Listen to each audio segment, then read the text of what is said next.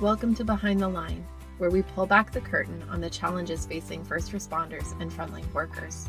The work you do is unique, and so are the stresses that go with it. Join me as we tackle key issues to reduce risks for burnout, and as we work to support you in doing the job you love without sacrificing being the kind of person you want to be. Hey there, and welcome back to Behind the Line. I'm your host, Lindsay Faas. If you're new to Behind the Line, what you should know about me is that I'm a clinical counselor specializing in trauma therapy. And after over a decade working with first responders and frontline workers around issues like burnout, compassion fatigue, PTSD, and related OSIs, I've become a passionate wellness advocate and educator for those who sacrifice so much for our communities out on the front lines. Behind the Line is a place for us to talk about the real life behind the scenes challenges facing you on the front lines.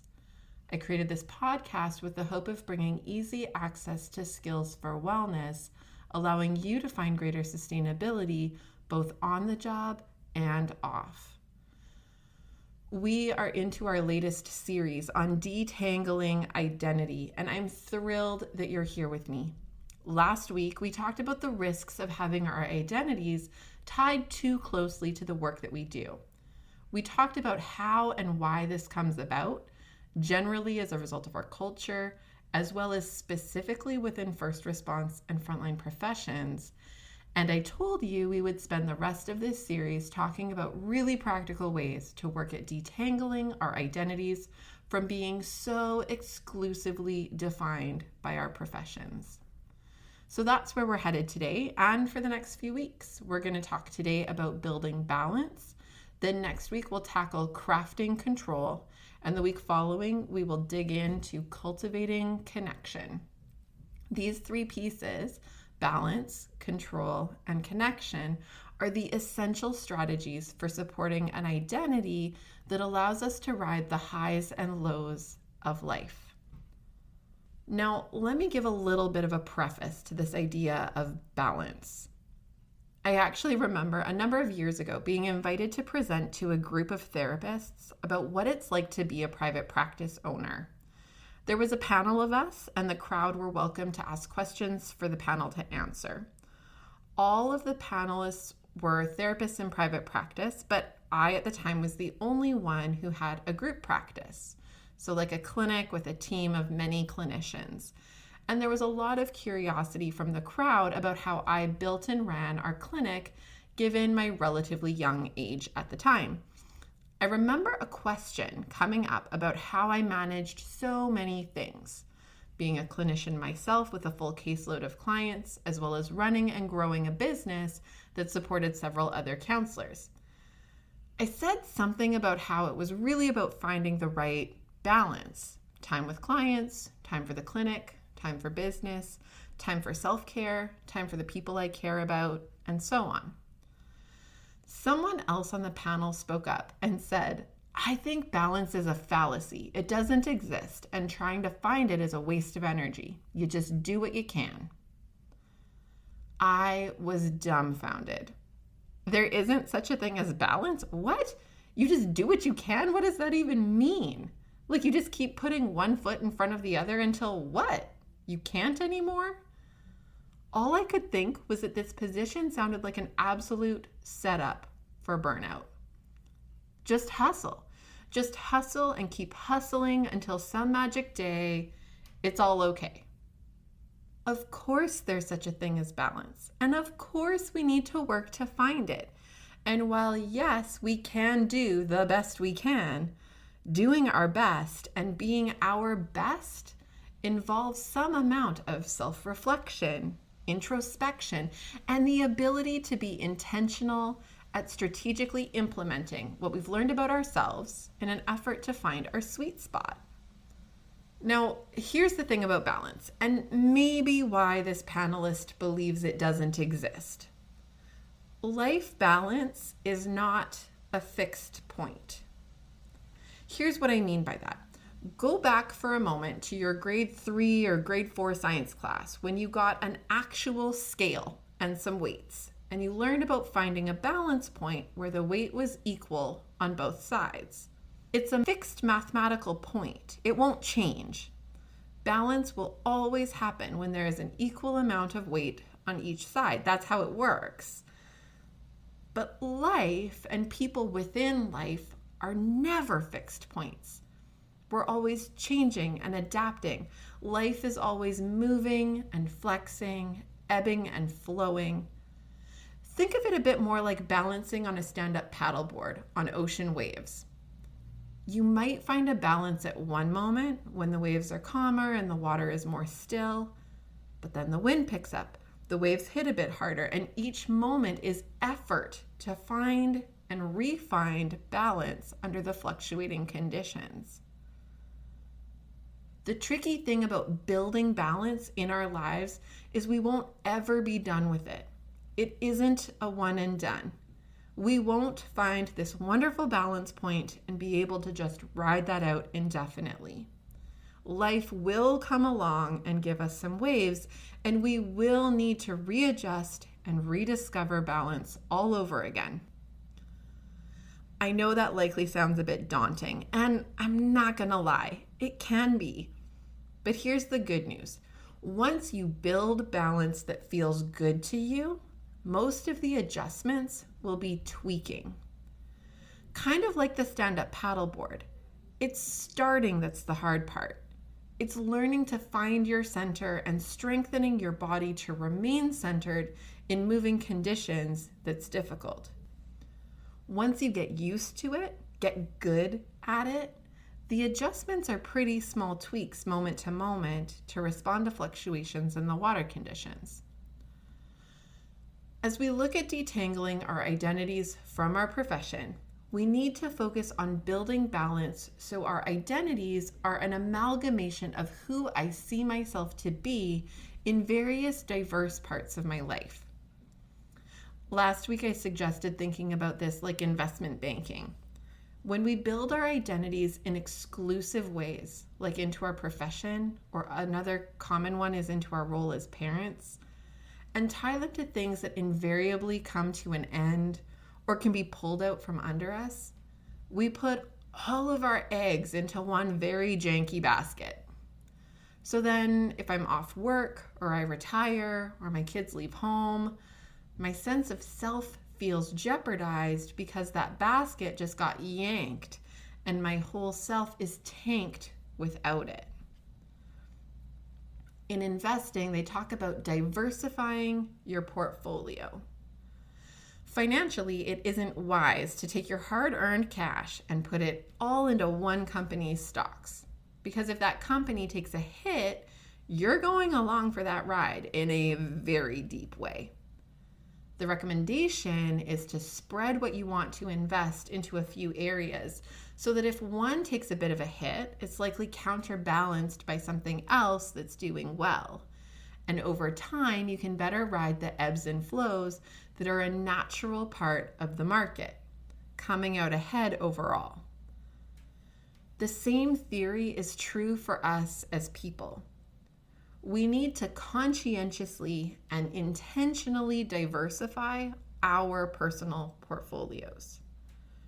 We need to invest our sense of self into differing areas so that if I'm off work for a stretch of time, the part of me that feels tied to that is supported by other things that also and equally meaningfully define me. Okay. So where do we invest ourselves to be able to achieve a greater return on our investment? How do we do this whole diversified portfolio thing for our own personal balancing act? It starts by cultivating interests and prioritizing time to be versions of ourselves that feel good, affirming, meaningful, and so on. Dr. Kevin Gilmartin, who literally wrote the book on emotional survival for law enforcement and whose work extends into most first response and frontline work experiences, talks about Ayusta syndrome. I'll link to his book in the show notes. He talks about before the job, officers tend to have a lot of friends, hobbies, interests, activities, and so on. But then as they pour into the job, and start spending more time with workmates, doing work-related things, They invest more and more into their work lives and less into their personal life roles outside of the work. So it becomes, I used to fish. I used to go out with friends. I used to go camping, and so on. I'm curious, what did you used to do?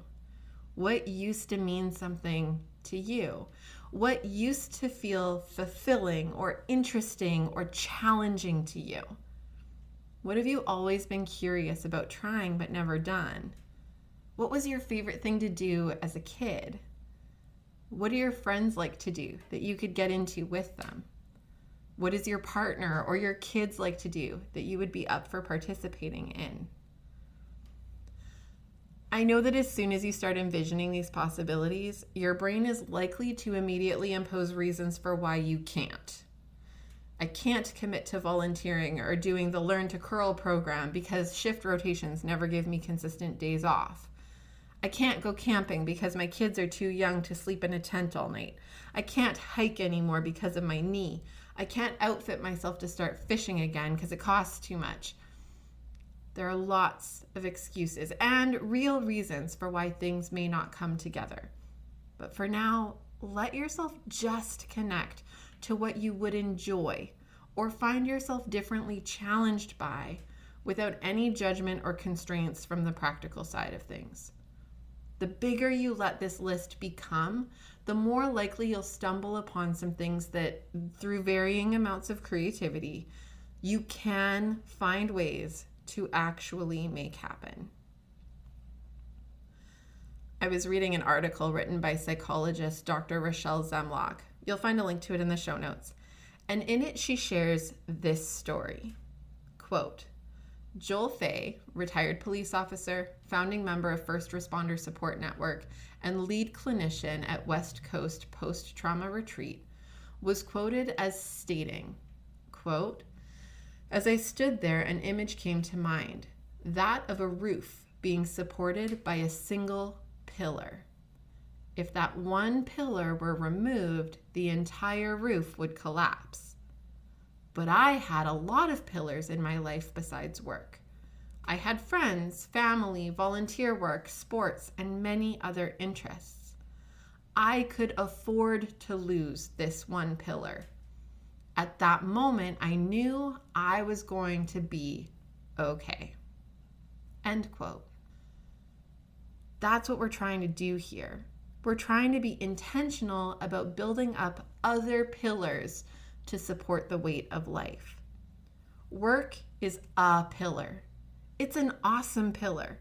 We can get a lot out of our work, and it does get to be a facet of our identities.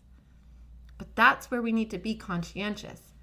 Am I allowing it to be a facet, or have I defaulted into making it the whole shebang? If we're identifying that we need some additional pillars and that we need to work at building in some more balance, there is going to be a temptation, and it's the tendency to go to extremes. As we recognize the risk we're at by making work the fullness of who we are likely to try to swing to the other extreme and try to build like 5 new pillars at the same time. It won't work, and here's why. People suck at sustaining extremes. So yes, you'll join a gym and you'll book a camping trip and you'll buy some fishing gear and you'll pick up knitting and then you'll likely fall off of doing all of it because it's just too much, too fast. Start small. Make it incremental and recognize that building things, anything, doesn't happen overnight. Like we said at the start, balance is not a one and done, fixed and move on kind of issue. If we pile on too much too quickly, it will feel like that huge wave that came out of nowhere and rocks us off balance and tosses us into the ocean. If we can do it a little at a time, it's like the smaller waves that our body can have a chance to be responsive to, adapting to a little bit and a little bit. If you want to start working out more, don't sign up for a marathon. Start by going for a walk on your lunch break a couple of times a week. If you want to volunteer, don't sign up to some kind of weekly commitment. but maybe agree to help out occasionally here and there. And don't commit to things in diverse areas all at the same time. Space it out. See how it feels to add in a thing, then another thing, and let yourself notice the balance before adding anything more. When you're considering what pieces to add in, focus on your values. Many of us commit to the work because we value helping and caring for people and making the world a better place. That's a cool value, but one that can also get draining if we're not careful. Get curious and creative about ways to lean into this value without depleting yourself.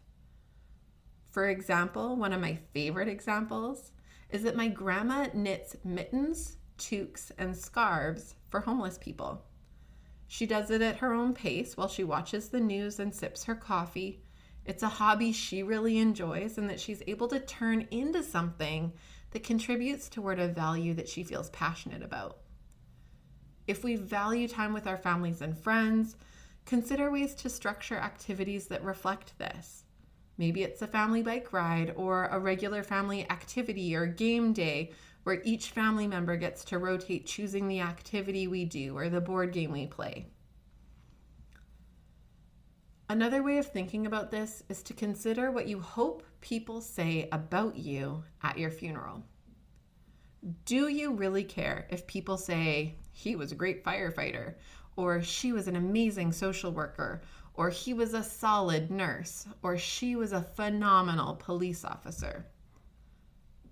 While it would be nice for our professional contributions to be noticed, it likely isn't the stuff we would really care to hear the most. We're more likely interested in things like, they were a great friend, really there whenever you needed them. Or they really cared about people. You could tell that they were really genuine. Or they were real. You felt like you could be yourself with them because you knew you could be real with them. These are the pieces that will help you know what you really value. And I would encourage you to lean into activities that then give space to highlight these aspects of who you are. If you want to be remembered as a good friend, what kinds of activities and ways of engaging would reflect this?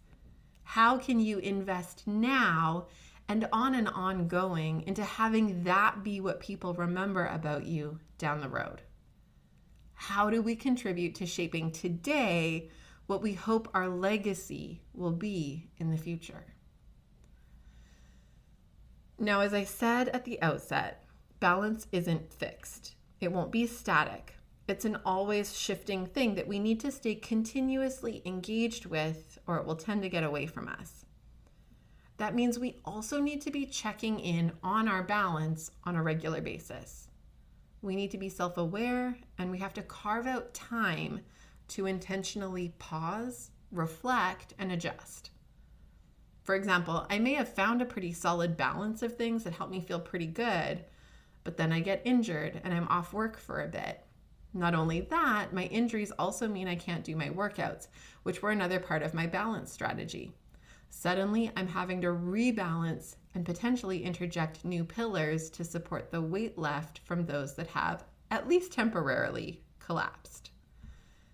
I may have to turn to other pieces that were more background kinds of strategies and make them front and center to get through this time.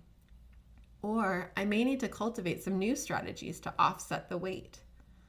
What I can't rely on is for life to magically rebalance it for me. It won't. If I don't spend the time and energy to be engaged in the process and work to make it balance, it will not just magically happen. I can remember a long time ago, I was fresh out of my master's degree and working my first full-time job as a counselor at a nonprofit trauma center. I was doing okay as long as I could work out regularly. It was kind of how I managed what would happen in my day. Then I injured my back pretty badly. I found out later that I had degenerative disc disease as a result of my injuries and would randomly experience paralysis due to a bone spur that would catch on a cranial nerve. I was told I had to stop running or doing any high impact activities, And in addition to that, we learned that a lot of low impact activities also aggravated my symptoms. At that time in my life, that was all I did. It was all I had.